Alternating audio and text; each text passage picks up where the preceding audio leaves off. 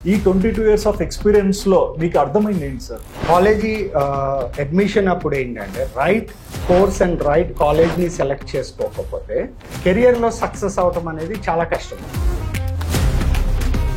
But ఈ abroad education సిస్టంలో MBBS ఇలాంటి కోర్స్ తీసుకున్నప్పుడు పేరెంట్స్ నుంచి పిల్లలకు ఎటువంటి సపోర్ట్ ఉండాలంటారు? చాలా మంది అడ్మిషన్ తీసుకొని ఆఖరికి ఇక్కడ ఫ్లైట్ ఎక్కే దగ్గర నుంచి కూడా వీళ్ళ ఓన్గానే మొత్తం చేసుకోవాల్సిన పరిస్థితుల్లో పిల్లలు ఉన్నారు. అండ్ ఈ 17-18 ఇయర్ కిడ్స్కి ఆ సపోర్ట్ సిస్టమ్ అనేది లేదనుకోండి. ఏ డొమైన్ అయినా లైక్ ఎంబీబీఎస్ కావచ్చు, ఇంజనీరింగ్ కావచ్చు, ఇంకోటి కావచ్చు, అకాడమిక్ గ్యాప్ అనేది ఎప్పుడూ కూడా ప్రిఫర్డ్ కాదండి. సో 15-20 lakhs లో నిజంగానే ఎంబీబీఎస్ సేఫ్గా అయిపోతుందా? మీరు 15 పెట్టినా, 20 పెట్టినా, 50 lakhs పెట్టినా ఎన్ఎంసీ గైడ్లైన్స్ ప్రకారం లేదు అని అంటే మాత్రం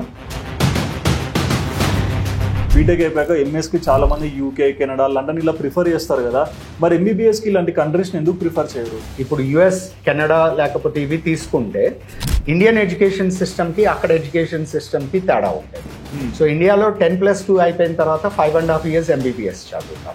ఒక ఫిజిక్స్ కెమిస్ట్రీనో ఎగ్జామ్ పెడితేనే పాస్ అవ్వలేని పరిస్థితుల్లో మన పిల్లలు ఉంటారు. రీజన్ ఏంటంటే వాళ్ళు చిన్నప్పటి నుంచి చదువుకుంటుంది ఇంగ్లీష్ మీడియంలో. సో ఇప్పుడు 6 years వీళ్ళు వేరే కంట్రీకి వెళ్ళి ఇంగ్లీష్ మీడియంలో మెడిసిన్ చదువుకుంటూ లోకల్ లాంగ్వేజ్లో వాళ్ళు ఆ లైసెన్సింగ్ ఎగ్జామ్ రాయాలి అని అంటే రాయలేని పరిస్థితి.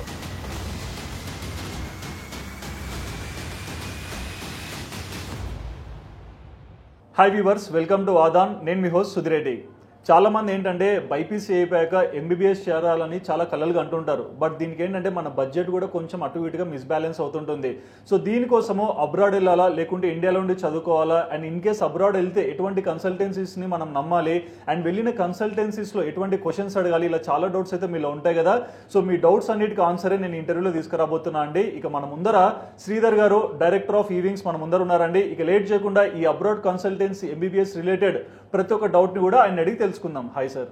హాయ్ అండి. యా సార్, లాస్ట్ 22 years నుంచి స్టూడెంట్ సెంట్రిక్ ఫార్మేషన్లో ఉన్నారు, అండ్ ఇక్కడ జరిగే ప్రతి ఒక్క దాని గురించి కూడా మీకు ఒక ఐడియా ఉంది. అండ్ ఈవెన్ సెంట్రల్ గవర్నమెంట్ కూడా స్టార్ట్అప్ ఆఫ్ ఇండియాలో మీకు ఒక మంచి గుర్తింపు కూడా ఇచ్చింది. ఈ 22 years ఆఫ్ ఎక్స్పీరియన్స్లో మీకు అర్థమైంది ఏంటి సార్? సార్ వీళ్ళు కాలేజీ అడ్మిషన్ అప్పుడు ఏంటంటే రైట్ కోర్స్ అండ్ రైట్ కాలేజ్ని సెలెక్ట్ చేసుకోకపోతే స్కిల్స్ అనేది ప్రాపర్గా ఎక్వైర్ అవ్వవు వీళ్ళకి. ఎప్పుడైతే స్కిల్స్ ప్రాపర్గా రావో, వన్స్ వాళ్ళ ఎడ్యుకేషన్ అయిపోయిన తర్వాత ఇండస్ట్రీ రిక్వైర్మెంట్స్కి మ్యాచ్ అయ్యేట్టుగా కనుక వీళ్ళ స్కిల్స్ లేకపోతే కెరియర్లో సక్సెస్ అవటం అనేది చాలా కష్టం అవుతుంది. ఇప్పుడు చాలామందిని చూస్తున్నాము, చాలామంది డిగ్రీస్ కంప్లీట్ చేసుకొని బయటకు వచ్చి ఏదో వేరే వేరే ప్రొఫెషన్లో ఉంటున్నారు, కానీ వాళ్ళు చదువుకున్న ప్రొఫెషన్లో మాత్రం సక్సెస్ అవుతున్నది చాలా తక్కువ పర్సంటేజ్ ఉంటుంది. దానికి రీజన్ ఏంటంటే ఆ స్కిల్ గ్యాప్స్ని వాళ్ళు ఐడెంటిఫై చేసుకోలేకపోవటం వల్ల, లేకపోతే వాళ్ళు అడ్మిషన్ తీసుకునేటప్పుడు రైట్ కాలేజ్ని, రైట్ కోర్స్ని సెలెక్ట్ చేసుకోలేకపోవటం వల్ల వస్తున్న ప్రాబ్లమ్స్. సో ఇవి ఐడెంటిఫై చేసి స్టూడెంట్స్ అనేవాళ్ళు ఈ ప్రాబ్లమ్ని ఫేస్ చేయకుండా ఉండటానికి what all precautionary measures to be taken, ముందుగానే జాగ్రత్తలు ఏమేమి తీసుకోవాలి, ఆ జాగ్రత్తలు తీసుకున్నందువల్ల వాళ్ళకి సక్సెస్ అవ్వడానికి ఛాన్సెస్ అనేది బాగా ఎక్కువ ఉంటాయి. ఓకే, బట్ ఎంబీబీఎస్ అనేసరికి ఎక్కువ మంది లాంగ్ టర్మా లేకుంటే అబ్రాడ్ వెళ్ళాలా, అండ్ బీసీ కేటగిరీలో ఉన్న వాళ్ళకు కూడా చాలా డౌట్స్ ఉంటాయి. సో దీనికి మీ ఆన్సర్ ఏంటి? సరే, ఏ డొమైన్ అయినా లైక్ ఎంబీబీఎస్ కావచ్చు, ఇంజనీరింగ్ కావచ్చు, ఇంకోటి కావచ్చు, అకాడమిక్ గ్యాప్ అనేది ఎప్పుడూ కూడా ప్రిఫర్డ్ కాదండి. ఆ ఎడ్యుకేషన్ ఫ్లో అనేది కంటిన్యూ అవ్వాలి. 10th తర్వాత ఇంటర్మీడియట్ తర్వాత ఎంపీసీ, బైపీసీ తీసుకున్న వాళ్ళైతే medicine or other courses, or MPC తీసుకున్న వాళ్ళు ఇంజనీరింగ్ ఆర్ అదర్ కోర్సెస్కి వితౌట్ గ్యాప్ వెళ్ళిన వాళ్ళకి ఉండే ఆపర్చునిటీస్, గ్యాప్స్ పెట్టుకొని వెళ్ళే వాళ్ళకి ఉండే ఆపర్చునిటీస్ తేడా ఉంటాయి. సో గ్యాప్ లేకుండా ఉండే వాళ్ళకి ఎక్కువ ఆపర్చునిటీస్ ఉంటాయి, గ్యాప్స్ ఉన్న వాళ్ళకి తగ్గిపోతాయి. కొన్ని ఆపర్చునిటీస్ అనేది కాంపిటేటివ్ వరల్డ్ ఇప్పుడు చూస్తున్నాం, it's a very competitive world. ఇక్కడ మన ప్రతి స్టెప్ కూడా వాళ్ళకి ఫ్యూచర్కి బిల్డ్ అయ్యేట్టుగా ఉండాలి తప్పితే అకాడమిక్ గ్యాప్స్ అనేది వాళ్ళకి స్టెప్ బ్యాక్ అయ్యేట్టుగా ఉంటాయి. సో ఆ స్టెప్ బ్యాక్స్ అవ్వకుండా వాళ్ళకి ఫ్యూచర్లో ప్రాబ్లం రాకుండా ఉండాలి అనుకుంటే లాంగ్ టర్మ్ అనేది it's not suggestible. And coming to ఈ ఇండియాలో ఏంటంటే మనకి 3 category ఆఫ్ అడ్మిషన్స్ జరుగుతాయి. ఎంబీబీఎస్లో కనుక తీసుకుంటే ఏ కేటగిరీ ఒకటి, B and C category. A category వచ్చేసరికి మనకి ఆల్మోస్ట్ లైక్ ఫ్రీ సీట్ వస్తుంది. సో మెరిటోరియస్ స్టూడెంట్స్ ఎవరైతే ఉన్నారో, సో ఆల్ ఓవర్ ఇండియాలో ఇండియా కోటాలో కావచ్చు, లేకపోతే స్టేట్ కోటాలో కావచ్చు, వాళ్ళకి ఫ్రీ సీట్ అనేది లభిస్తుంది. ఫ్రీ సీట్ రాని వాళ్ళకి బి కేటగిరీలో తీసుకుంటే almost per year 13 lakhs official fee ఉంది, నేషనల్ మెడికల్ కమిషన్ డిఫైన్ చేసిన ఫీజు. సో ఇంకొక రీజన్ లాంగ్ టర్మ్ వెళ్లకుండా ఉండటానికి వీళ్ళకి అంటే బార్డర్లో కొంతమందికి ఏంటంటే ఫ్రీ సీట్ రాకుండా ఆగిపోతుంటారు. ఒక 30 marks or 40 marks వేరియేషన్ ఉన్న వాళ్ళు లాంగ్ టర్మ్కి వెళ్తే బెటర్ చాయిస్ అవుతుంది మేబీ, ఎందుకంటే వాళ్ళు నెక్స్ట్ బెటర్ పెర్ఫామ్ చేయడానికి ఛాన్సెస్ ఉంటాయి కాబట్టి. బట్ జస్ట్ క్వాలిఫై అయ్యి ఫ్రీ సీట్ అనేది 100-200 marks తోటి మిస్ అయిన వాళ్ళు లాంగ్ టర్మ్కి వెళ్తే సక్సెస్ రేట్ అనేది చాలా తక్కువ ఉంటుందండి. హార్డ్లీ 2-3% ఉంది సక్సెస్ రేట్ అనేది. సో లాంగ్ టర్మ్ వెళ్తున్న కొద్దీ ఆ అకాడమిక్ గ్యాప్ పెంచుకొని వీళ్ళ ఫ్యూచర్ ఆపర్చునిటీస్ని తగ్గించుకోవటం అవుతుంది. అండ్ మోర్ ఓవర్ ఇండియాలో ఫ్రీ సీట్ రాని పిల్లలకి కనుక చూసుకుంటే బి అండ్ సి కేటగిరీ అడ్మిషన్స్లోన మనకి బి కేటగిరీ వచ్చేసరికి almost like 13 lakhs per annum fee ఉంది. అండ్ సి కేటగిరీ వచ్చేసరికి 23 lakhs per annum ఫీజు ఉంది. సో ఇంత ఎక్స్పెండిచర్ ఎంబీబీఎస్ లెవెల్లోనే వీళ్ళు ఇన్వెస్ట్ చేస్తే ఫ్యూచర్లో మళ్ళీ పీజీకి వచ్చేసరికి క్రోర్స్లో ఇన్వెస్ట్మెంట్ ఉంది. ఇవాళ రోజున మనం పీజీది కనుక చూసుకుంటే ఆల్మోస్ట్ లైక్ 1.5 crore స్టార్టింగ్ ఉంది. సో ఎప్పుడైతే మనకి పోస్ట్ గ్రాడ్యుయేషన్ లెవెల్లో ఎక్కువ ఇన్వెస్ట్మెంట్ నీడ్ ఉందో, గ్రాడ్యుయేషన్ లెవెల్లో అది తగ్గించుకుంటే బెటర్ ఆప్షన్ అవుతుంది. సో వీళ్ళకి ఈ బి అండ్ సి కేటగిరీలో తీసుకోవటం కంటే కూడా అబ్రాడ్ ఎడ్యుకేషన్ అనేది ఆల్వేస్ ఏ బెటర్ చాయిస్ అవుతుంది పేరెంట్స్కి. మీరు అంటున్నారు అబ్రాడ్ ఎడ్యుకేషన్ బెటర్గా ఉంటుందని, బట్ ఈ అబ్రాడ్ ఎడ్యుకేషన్ సిస్టంలో ఎంబీబీఎస్ ఇలాంటి కోర్స్ తీసుకున్నప్పుడు పేరెంట్స్ నుంచి పిల్లలకు ఎటువంటి సపోర్ట్ ఉండాలంటారు? సార్, పేరెంట్స్తో పాటు పిల్లలు ఎవరైతే అబ్రాడ్ వెళ్తున్నారో వాళ్ళకి అక్కడ ఉండాల్సిన సపోర్ట్ సిస్టమ్ కూడా ప్రాపర్గా లేకపోతే సక్సెస్ అనేది ప్రాపర్ అవ్వదు. వీళ్ళు ప్రాపర్గా సక్సెస్ అయి తిరిగి రారు. రీజన్ ఏంటంటే చాలామంది అడ్మిషన్ తీసుకొని ఆఖరికి ఇక్కడ ఫ్లైట్ ఎక్కే దగ్గర నుంచి కూడా వీళ్ళ ఓన్గానే మొత్తం చేసుకోవాల్సిన పరిస్థితుల్లో పిల్లలు ఉన్నారు. అండ్ ఈ 17-18 year కిడ్స్కి ఆ సపోర్ట్ సిస్టమ్ అనేది లేదనుకోండి, స్టార్టింగ్ ఫ్రమ్ ట్రావెలింగ్ దగ్గర నుంచి, అంటే ఇక్కడి నుంచి ఆ కంట్రీకి వెళ్ళేదాకా మనం వాళ్ళకి తోడుండటం దగ్గర నుంచి అక్కడ వాళ్ళ 6 years డ్యూరేషన్ వాళ్ళతో పాటు మనం ఉండటము, లేకపోతే అక్కడ ఎవరి ద్వారా అయితే వెళ్తున్నారో వాళ్ళు ఉంటున్నారా లేదా చెక్ చేసుకోవటము. అండ్ ఎడ్యుకేషన్ అనేది వీళ్ళు 6 years అక్కడ ఉన్నప్పుడు మన భోజనం ఉండాలి కంప్లీట్గా. ఎందుకంటే వీళ్ళు వెళ్తున్నది వేరే వేరే కంట్రీస్కి, ఆ కంట్రీస్లో రైస్ కర్రీస్ ఇవన్నీ దొరకవు. సో దొరకనప్పుడు మన ఫుడ్ పరిస్థితి ఏంటనేది చెక్ చేసుకోవాలి. ఎందుకంటే 1 day 2 days లేకపోతే సైట్ సీయింగ్కి వెళ్తున్నాము అని అంటే దట్స్ ఫైన్, అడ్జస్ట్ అవుతారు, వచ్చేస్తారు. But 6 years long journey, long duration ఉన్న కోర్స్. సో ఫుడ్ అనేది కూడా చాలా క్రూషియల్ రోల్ ప్లే చేస్తుంది. అండ్ ఈ 6 years టైంలో పిల్లలకి వచ్చే అవసరాలు కావచ్చు, దేనికన్నా మన అనేవాళ్ళు అక్కడ ఉండి సపోర్ట్ అనేది ప్రాపర్గా ఉంటే పిల్లల కాన్సన్ట్రేషన్ ఎడ్యుకేషన్ మీద ఉంటుంది. అంటే వేరే డీవియేషన్ లేకుండా ప్రాపర్గా చదువుకోగలుగుతారు. అండ్ ఆ సపోర్ట్ సిస్టమ్ చేసే కన్సల్టెన్సీని ఎంచుకుంటే వాళ్ళకి ప్రాబ్లం లేకుండా ఉంటుంది. అండ్ పేరెంట్స్కి కూడా ఏంటంటే ఒక ధైర్యం ఉంటుంది, ఓకే మా పాపో లేకపోతే బాబో పలానా దేశానికి వెళ్ళారు, చదువుకుంటున్నారు, ఆ చదువుకుంటున్నప్పుడు వాళ్ళకి ఏదైనా అవసరమైతే పలానా వ్యక్తి ఉన్నారు, చూసుకుంటున్నారు అనే ధైర్యం ఉన్నప్పుడు ఇక్కడ పేరెంట్స్ కూడా ప్రశాంతంగా ఉంటారు. బట్ ఇక్కడ చాలామంది స్టూడెంట్స్ కానీ పేరెంట్స్ కానీ ఉన్న ఒక కన్ఫ్యూజన్ ఏంటంటే అబ్రాడ్ వెళ్ళడం ఓకే, కన్సల్టెన్సీస్ని చూసుకుంటారు, వెళ్తారు, బట్ కంట్రీ వ్యాలిడ్ అని కొంతమంది అంటారు, కంట్రీ ఇన్వాలిడ్ అని కొంతమంది కూడా చెప్తుంటారు. బట్ ఈ డౌట్ని వెళ్ళక ముందే మనం ఎట్లా క్లారిఫై చేసుకోవాలి? వీళ్ళు వెళ్ళాలనుకున్న కంట్రీలో మెడికల్ పాలసీస్ ఎలా ఉన్నాయి, అండ్ దీనికంటే ముందుగా అసలు నేషనల్ మెడికల్ కమిషన్, ఇండియాలో ఉన్న మెడికల్ రెగ్యులేటరీ బాడీ చెప్తున్న రూల్స్ అండ్ రెగ్యులేషన్స్ ఏంటి. 2021 ఈ ఇయర్కి ముందు మన అబ్రాడ్ వెళ్ళాలి అనుకున్న వాళ్ళు ఎలాగైనా వెళ్ళొచ్చు, ఏ కంట్రీకైనా వెళ్ళొచ్చు, ఏ లాంగ్వేజ్లో అయినా చదువుకోవచ్చు, ఎంత డ్యూరేషన్లో అయినా చదువుకొని రావచ్చు. అందరికీ వచ్చిన తర్వాత FMGE అని ఒక ఎగ్జామ్ పెట్టేవాళ్ళు, ఫారెన్ మెడికల్ గ్రాడ్యుయేట్ ఎగ్జామినేషన్. ఈ ఎగ్జామ్ పాస్ అయ్యారు అని అంటే వాళ్ళకి రిజిస్ట్రేషన్ నెంబర్ వచ్చేది, ఇండియాలో డాక్టర్గా ప్రాక్టీస్ చేసుకునేవాళ్ళు లేదా పీజీకి వెళ్ళేవాళ్ళు. బట్ 18th November 2021 అన్న NMC national medical commission rules and regulations ఒక జీవో రూపంలో తీసుకొచ్చింది. సో అబ్రాడ్ వెళ్ళాలి అనుకున్న పిల్లలు ఆ జీవోలో ఉన్న రూల్స్ అండ్ రెగ్యులేషన్స్ ప్రకారంగా చదువుకుంటేనే ఆ డిగ్రీ అనేది ఇండియాలో వ్యాలిడ్ అవుతుంది. ఎప్పుడైతే ఈ రూల్స్ అండ్ రెగ్యులేషన్స్ వచ్చినాయో ఇవి ఎన్ఎంసి నాకు ఇలా ఉన్న చోట మీరు చదువుకుంటేనే నేను యాక్సెప్ట్ చేస్తాను అంటుంది.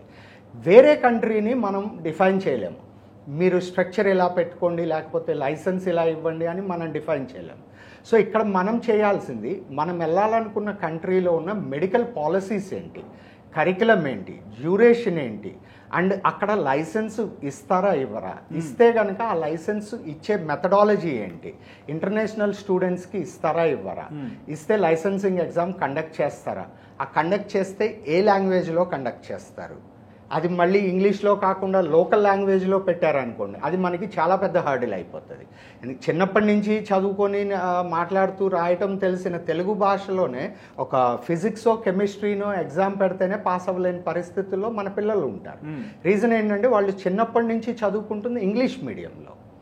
సో ఇప్పుడు 6 years వీళ్ళు వేరే కంట్రీకి వెళ్ళి ఇంగ్లీష్ మీడియంలో మెడిసిన్ చదువుకుంటూ లోకల్ లాంగ్వేజ్లో వాళ్ళు ఆ లైసెన్సింగ్ ఎగ్జామ్ రాయాలి అని అంటే రాయలేని పరిస్థితి వస్తుంది. ఆ ఎగ్జామ్ క్లియర్ చేయలేకపోతే ఇండియాలో ఆ సర్టిఫికేట్ చెల్లుబాటు అవ్వదు. సో ఆ కంట్రీలో ఉన్న పాలసీస్ని మొత్తం మనం క్లియర్గా డాక్యుమెంటెడ్గా తెలుసుకోవాలి. ఓకే, బట్ ఇది చెప్తున్నారు ఇప్పుడు ఎన్ఎంసీలో చూస్తారు పలాన్ కాలేజ్ అంత స్ట్రక్చర్ కొన్ని ఐడియాస్ వచ్చేస్తాయి. కొంతమంది ఏమంటారు అంటే ఎంబీబీఎస్ అబ్రాడ్లో చేస్తే 15 to 20 lakhs ఖర్చు అవుతుంది, ఇండియాలో అయితే చాలా ఎక్కువ ఎక్స్పెన్సివ్ ఉంటుంది, మళ్ళీ దానిపైన ఖర్చులు కూడా ఉంటాయంటారు. సో 15-20 lakhsలో నిజంగానే ఎంబీబీఎస్ సేఫ్గా అయిపోతుందా? వీళ్ళు జనరల్గా వెళ్ళే కంట్రీస్లో కాస్ట్ ఆఫ్ లివింగ్ కనుక తీసుకుంటే అంటే లో బడ్జెట్ అయిపోతుంది అనుకొని వెళ్తున్న కంట్రీస్లో 10 to 15,000 అనేది per month expenditure cost of లివింగ్కి అవుతుంది. లైక్ ఫుడింగ్ కావచ్చు, అకామిడేషన్ కావచ్చు, అండ్ వీసా రెన్యువల్స్ కావచ్చు, మెడికల్ అసిస్టెన్స్ కావచ్చు, లేకపోతే రానుపోను ఫ్లైట్ టికెట్స్ కావచ్చు. ఒక 5-10,000 వేరియేషన్ తోటి ఈ కంట్రీస్ అన్నిటికీ ఆల్మోస్ట్ కామన్గానే ఉంటుంది.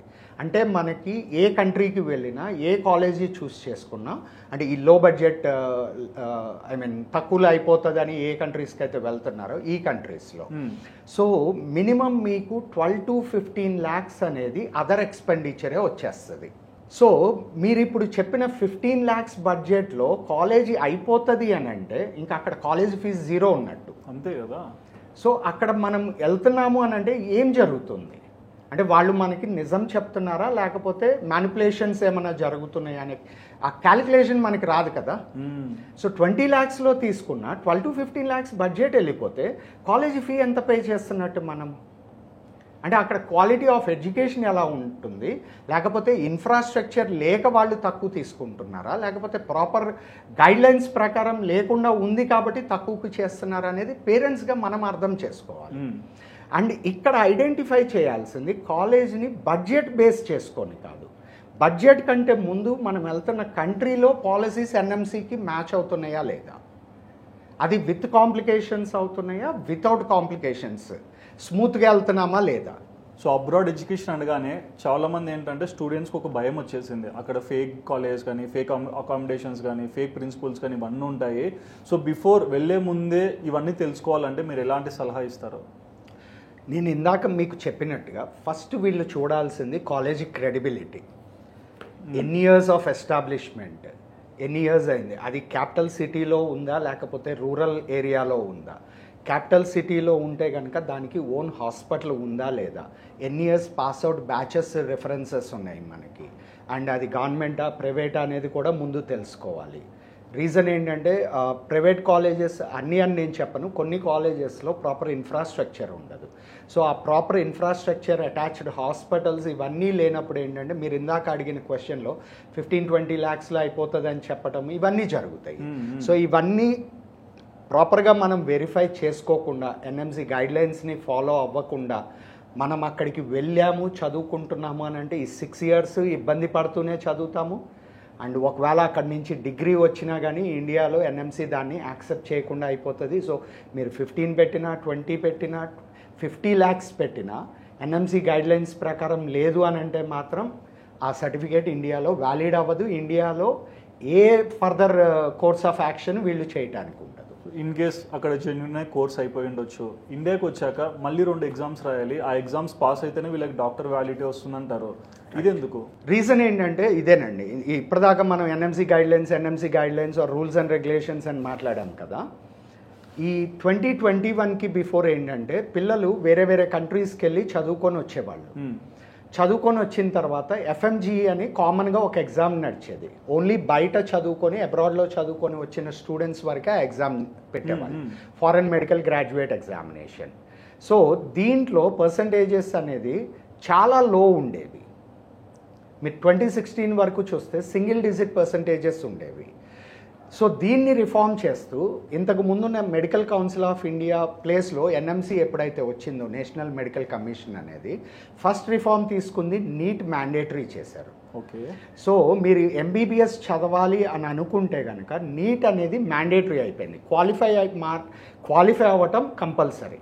సో మీరు క్వాలిఫై అయిన తర్వాత ఇక్కడ 2 ఆప్షన్స్ వచ్చినాయి. ఒకటి మనం ఇండియాలో చదువుకోవటం, రెండోది అబ్రాడ్లో చదువుకోవటం. సో ఈ అబ్రాడ్లో చదువుకోవటానికి వెళ్ళినప్పుడు ఈ డిఫరెంట్ సిస్టమ్ అనేది అక్కడ ఉండటము, అది ఎలా ఉంది అనేది మనకి తెలియకపోవటము, సో ఎవరైతే చెప్తున్నారో మనకి వాళ్ళు చెప్పిన దాన్ని నమ్మి వెళ్ళిపోవటము, ఇవన్నీ జరుగుతున్నాయి అక్కడ. జరిగినప్పుడు అక్కడికి వెళ్ళి వీళ్ళు అసలు ఎంబీబీఎస్ కోర్స్ చదువుకొని వస్తున్నారా, ఒక ఫిజిషియన్ కోర్స్ చదువుకొని వస్తున్నారా, లేకపోతే నర్సింగ్ కోర్స్ చదువుకొని వస్తున్నారా అనేది చాలా క్వశ్చన్ మార్క్స్ వచ్చేసినాయి. సో దాన్ని ఓవర్కమ్ చేయడం కోసంగా 18th November 2021న ఒక గెజెట్ రిలీజ్ చేసేసారు ఎన్ఎంసీ వాళ్ళు. దాంట్లో సెట్ ఆఫ్ గైడ్ లైన్స్ క్లియర్గా పెట్టి వీటి ప్రకారం చదువుకొని రండి, సో దట్ మీరు ఎంబీబీఎస్ చదువుకుంటారు, రిక్వైర్డ్ నాలెడ్జ్ నేర్చుకొని వస్తారు, డాక్టర్కి కావాల్సిన అన్ని లక్షణాలు ఇవి ఫాలో అయితేనే మీకు వస్తాయి అనే సెట్ ఆఫ్ రూల్స్ అనుకోండి, గైడ్ లైన్స్ అనుకోండి, ఏదన్నా అనుకోండి, ఇవి ఫాలో అవ్వమని చెప్పింది ఎన్ఎంసీ. సో ఇక్కడ కన్ఫ్యూజన్స్ లేకపోతే ఈ ఎఫ్ఎంజీ ఎగ్జామ్ ఇవన్నీ ఎక్కడ వచ్చిందంటే, ఈ బయటికి వెళ్ళి చదువుకొని వచ్చిన వాళ్ళు అక్కడ ఏం జరుగుతుంది, అక్కడ కాలేజెస్కి స్ట్రక్చర్ ఏంటి, కరికులం ఏంటి అనేది ఎన్ఎంసీకి తెలియదు. బికాజ్ అది ఇండియాలో లేదు. సో వాడు చదువుకొని వచ్చిన తర్వాత ట్రీట్మెంట్ ఇవ్వాల్సింది ఇండియాలో ఉన్న ఇండియన్ సిటిజన్స్కి. సో వీళ్ళకి ట్రీట్మెంట్ ఇవ్వాలి అని అంటే వచ్చిన డాక్టర్కి లేకపోతే ఎంబీబీఎస్ కంప్లీట్ చేసుకొని వచ్చిన వాళ్ళకి సర్టన్ స్టాండర్డ్స్ ఉండాలి, ఆ స్టాండర్డ్స్ ఉన్న వాళ్ళకి మాత్రమే రిజిస్ట్రేషన్ ఇస్తాను అనే దాంట్లో ఈ ఎఫ్ఎంజీ అనేది రావటం జరిగింది. అయితే 2019లో ఈ ఎఫ్ఎంజీని రీప్లేస్ చేస్తూ ఎన్ఈఎక్స్టీ, నేషనల్ ఎగ్జిట్ టెస్ట్ అని ఎగ్జామ్ పెట్టారు. గోయింగ్ ఫర్దర్ అంటే ఇక్కడి నుంచి మనం చూసుకుంటే కనుక ఫ్యూచర్లో ఈ ఎఫ్ఎంజీ అనేది ఇక ఉండదు. ఈ ఎఫ్ఎంజీని రీప్లేస్ చేస్తూ నేషనల్ ఎగ్జిట్ టెస్ట్ ఎన్ఈఎక్స్టీ వస్తుంది. ఈ ఎన్ఈఎక్స్టీ వచ్చినప్పుడు మోస్ట్లీ 2026 or 27 అంటున్నారు. ఈ ఎన్ఈఎక్స్టీ వచ్చినప్పుడు ఇండియాలో చదువుకొని పాస్ అవుట్ అయిన ప్రతి ఎంబీబీఎస్ స్టూడెంట్ కూడా ఎగ్జామ్ రాసి క్వాలిఫై అవ్వాల్సిందే. బట్ ఇప్పుడు ఇన్ని చెప్తున్నారు కదా సార్, అంటే ఇప్పుడు అబ్రాడ్లో ఎంబీబీఎస్ చేసిన దానికి ఇండియాలో ఎంబీబీఎస్ చేసిన దానికి ఒకటే వాల్యూ ఉంటుందా? ఆబ్వియస్లీ అండి. ఇప్పుడు మీకు ఇందాక క్వశ్చన్లోనే ఆన్సర్ వచ్చింది. బయట చదివి వచ్చిన వాళ్ళు ఎన్ఈఎక్స్టీ ఎగ్జామ్ రాయాలి, ఇండియాలో చదువుకున్న వాళ్ళు ఎన్ఈఎక్స్టీ రాయాలి. సో ఎవరైనా నేషనల్ ఎగ్జిట్ టెస్ట్ రాయాలి అన్నప్పుడు ఇక్కడ differentiation or what you call discrimination ఎక్కడ ఉంది? మరి కెరియర్ గ్రోత్కి సేమ్ ఉంటుందా? కెరియర్ గ్రోత్కి ఎవరైతే లైసెన్సింగ్ ఎగ్జామ్ క్లియర్ చేయగలుగుతారో వాళ్ళందరికీ ఒకటే టైప్ ఆఫ్ ఆపర్చునిటీస్ ఉంటాయి, ఒకటే టైప్ ఆఫ్ గ్రోత్ ఉంటుంది. ఓకే. సో జనరల్గా ఇంటర్మీడియట్ అయిపోగానే చాలామంది జార్జియా, రష్యా, కిర్గిస్తాన్ లేకుంటే కజకిస్తాన్ ఇలాంటి కంట్రీస్కి వెళ్తుంటారు. బీటెక్ అయిపోయాక ఎంఎస్కి చాలామంది యూకే, కెనడా, లండన్ ఇలా ప్రిఫర్ చేస్తారు కదా. మరి ఎంబీబీఎస్కి ఇలాంటి కంట్రీస్ని ఎందుకు ప్రిఫర్ చేయరు? యా, దీనికి 2 ways ఆఫ్ క్లారిఫికేషన్ ఇవ్వచ్చండి మనం పేరెంట్కి. ఒకటి, కాంప్లికేషన్ ఇన్ ఎడ్యుకేషన్ సిస్టమ్. ఇప్పుడు యుఎస్, కెనడా లేకపోతే ఇవి తీసుకుంటే ఇండియన్ ఎడ్యుకేషన్ సిస్టమ్కి అక్కడ ఎడ్యుకేషన్ సిస్టమ్కి తేడా ఉంటుంది. సో ఇండియాలో 10+2 అయిపోయిన తర్వాత 5.5 years ఎంబీబీఎస్ చదువుతాము. లేకపోతే ఇందాక మీరు చెప్పిన కంట్రీస్లో కూడా 10+2 అయిన వాళ్ళు డైరెక్ట్గా ఎంబీబీఎస్లో అడ్మిషన్ తీసుకోవచ్చు.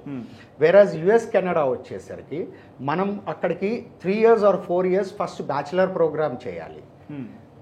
ఈ ప్రోగ్రామ్ అయిపోయిన తర్వాత దెన్ కమ్స్ మెడిసిన్ కోర్స్ వస్తుంది, అది 4 years మాత్రమే ఉంటుంది. ఈ 4 years మెడిసిన్ ప్రోగ్రామ్ ఏదైతే యుఎస్ కెనడాలో ఉందో అది మన ఎన్ఎంసి రూల్స్ ప్రకారంగా డ్యూరేషన్ అనేది మ్యాచ్ అవ్వదు.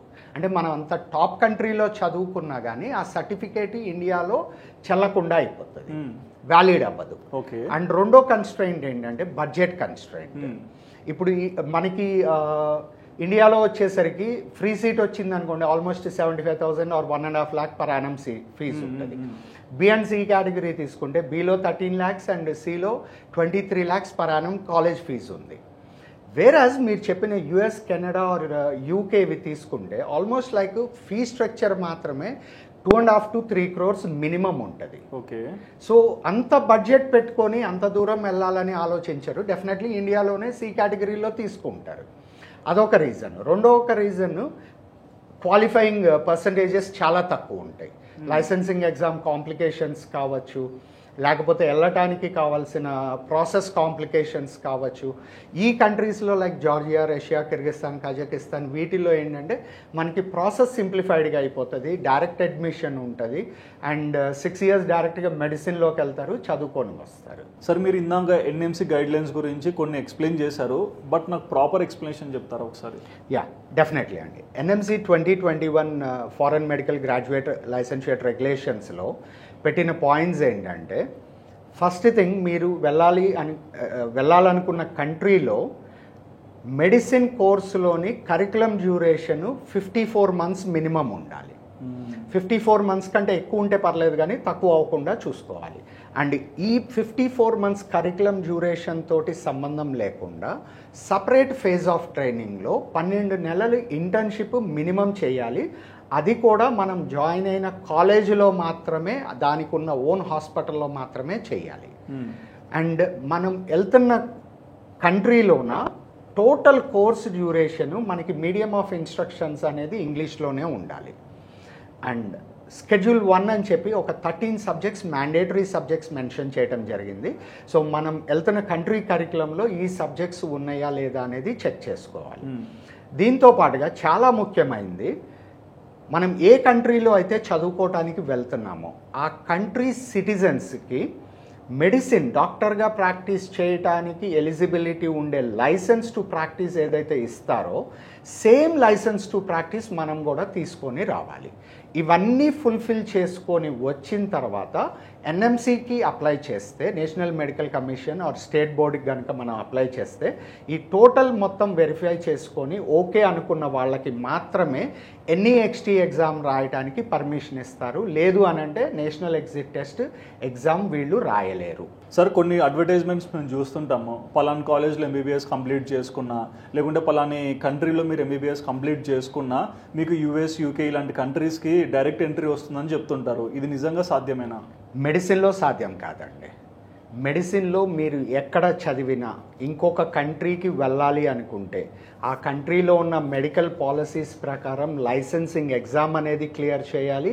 ఆ లైసెన్సింగ్ ఎగ్జామ్ క్లియర్ చేసిన తర్వాత మాత్రమే ఆ కంట్రీలో మీకు డాక్టర్గా ప్రాక్టీస్ చేయాలి అనన్నా, లేకపోతే ఫర్దర్గా పోస్ట్ గ్రాడ్యుయేషన్ చదవాలి అనన్నా కానీ పాసిబుల్ అవుతుంది. సో ఇప్పుడు మీరు సపోజ్ ఎగ్జాంపుల్ ఇండియాలో చదువుకున్నారు ఎంబీబీఎస్, యుఎస్లో పోస్ట్ గ్రాడ్యుయేషన్ చదవాలి లేకపోతే అక్కడ డాక్టర్గా ప్రాక్టీస్ చేయాలి అనుకుంటే ఇండియాలో వాళ్ళకైనా ఇంకెక్కడ చదువుకున్న వాళ్ళకైనా యుఎస్ఎంఎల్ఈ స్టెప్స్ క్లియర్ చేయాల్సిందే. అది క్లియర్ చేసి ఈసీఎఫ్ఎంజీ సర్టిఫికేషన్ తీసుకున్న తర్వాత మాత్రమే రిజిస్ట్రేషన్ అనేది జరుగుతుంది. వన్స్ రిజిస్ట్రేషన్ వచ్చిన తర్వాత మాత్రమే యుఎస్లో మనం డాక్టర్ అవ్వగలము. ఆ తర్వాత పీజీ చదువుకోవాలన్నా కానీ ప్రొసీజర్ ఇదే ఫాలో అవ్వాలి. బట్ ఫారెన్లో చూస్తే సార్ బోలెడు కాలేజీలు ఉంటాయి, కానీ కొన్నిసార్లు మనం కొన్ని కాలేజ్ని పిక్ చేసుకుంటాం.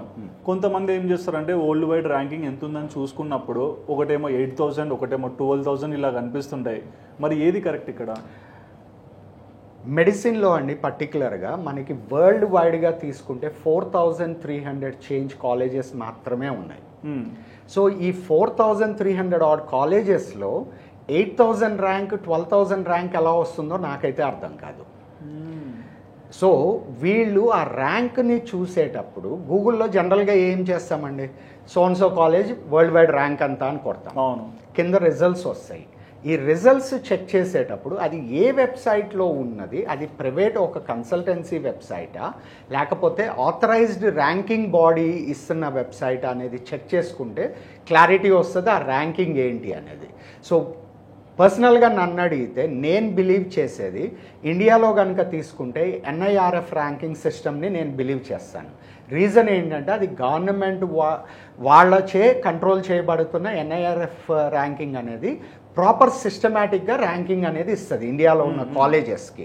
సో సిమిలర్లీ ప్రతి కంట్రీలోన మనకి ఒక ర్యాంకింగ్ బాడీ అనేది ఉంటుంది, అది ఆ కంట్రీ గవర్నమెంట్ వాళ్ళు ఆథరైజ్డ్లో ఉంటుంది. సో ఆ ర్యాంకింగ్ సిస్టమ్ అనేది మనకి ప్రాపర్ ఇన్ఫర్మేషన్ ఇస్తుంది, కంట్రీలో టాప్ కాలేజ్ ఏది లేకపోతే ఏ కాలేజీకి ఏ ర్యాంక్ ఉంది అనేది. ఈ గ్లోబల్ ర్యాంకింగ్ మెకానిజంలో కనుక మనం వెళ్ళి ట్రాప్లో పడ్డాము అని అంటే ప్రాపర్ ఇన్ఫర్మేషన్ తీసుకోలేము. ఒక చిన్న ఎగ్జాంపుల్ చెప్తాను మీకు. ఒక 2 years బ్యాక్ వరల్డ్లోనే 150th ర్యాంక్ ఉంది, 145th ర్యాంక్ ఉందని చెప్పి పిల్లల్ని అడ్మిషన్ చేసి తీసుకెళ్లారు. తీసుకెళ్ళిన తర్వాత తెలిసింది ఏంటి అని అంటే ఆ కాలేజీ పాతది, దాంట్లో మెడిసిన్ కోర్స్ అనేది కొత్తది. 2 years కూడా అవ్వలేదు. 2 years కూడా అవ్వని కోర్సుకి 145th ర్యాంక్ ఎలా వస్తుంది? సో ఆ ర్యాంక్ అనేది ఇంజనీరింగ్ డొమైన్లో ఉన్న ర్యాంక్ని మెడిసిన్ డొమైన్కి చూపించి అడ్మిషన్స్ చేసి తీసుకెళ్ళిపోయారు. సో ఎట్లయినా మ్యానిపులేషన్ ఉంటుంది. సో అది ప్రాపర్గా మనకి తెలియాలి అనుకుంటే ఆ కంట్రీ ర్యాంకింగ్ సిస్టమ్ని చూడాలి. ఆ కంట్రీ ర్యాంకింగ్ సిస్టమ్ గవర్నమెంట్ బాడీదా ప్రైవేట్ బాడీదా చెక్ చేసుకోవాలి. గవర్నమెంట్ బాడీ ర్యాంకింగ్ సిస్టమ్ అయితే ఆథెంటికేటెడ్.